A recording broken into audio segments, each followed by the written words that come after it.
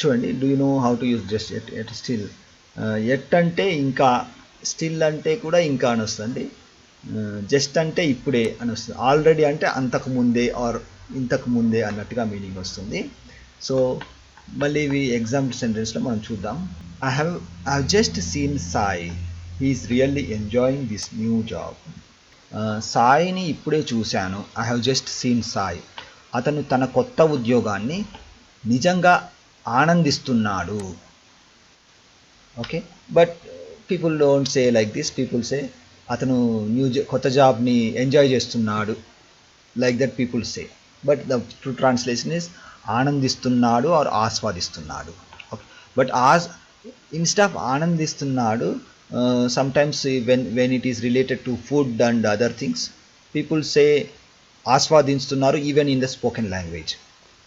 Next one, we haven't decided what to do yet. Okay, yes, మేము నిర్ణయించుకోలేదు. Okay, ఇంకా ఏమి చేయాలో మేము నిర్ణయించుకోలేదు. సో మేము ఇంకా ఏం చేయాలో నిర్ణయించుకోలేదు. ఎస్, మేము ఇంకా ఏం చేయాలో నిర్ణయించుకోలేదు. Yes, it's fine. So I still haven't called Yumi to see how she is. ఆమె ఎలా ఉందో చూడడానికి. That means to see how she is, ఆమె ఎలా ఉందో చూడడానికి నేను ఇప్పటికీ యమ్మీకి కాల్ చేయలేదు. నేను ఇప్పటికీ బదులు వీ కెన్ సే నేను ఇంకా, ఇన్ నార్మల్ వర్డ్స్, నేను ఇంకా యమ్మీకి కాల్ చేయలేదు.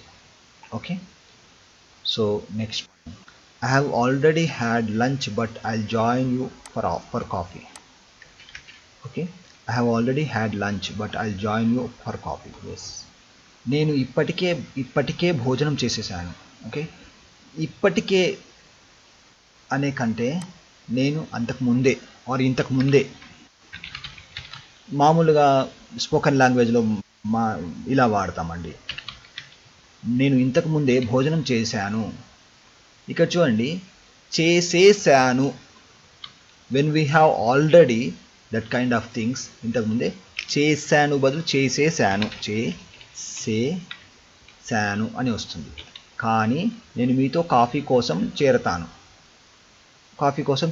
ఓకే, ఆర్ కాఫీకి జాయిన్ అవుతాను అన్నా పర్వాలేదు. ఓకే, ఆర్ సింప్లీ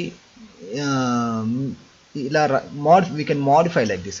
కానీ నేను మీతో కలిసి, coffee pure Telugu spoken language అండి, కాఫీ త్రాగుతాను, కానీ నేను మీతో కలిసి కాఫీ త్రాగుతాను. I will have coffee along with you, like that.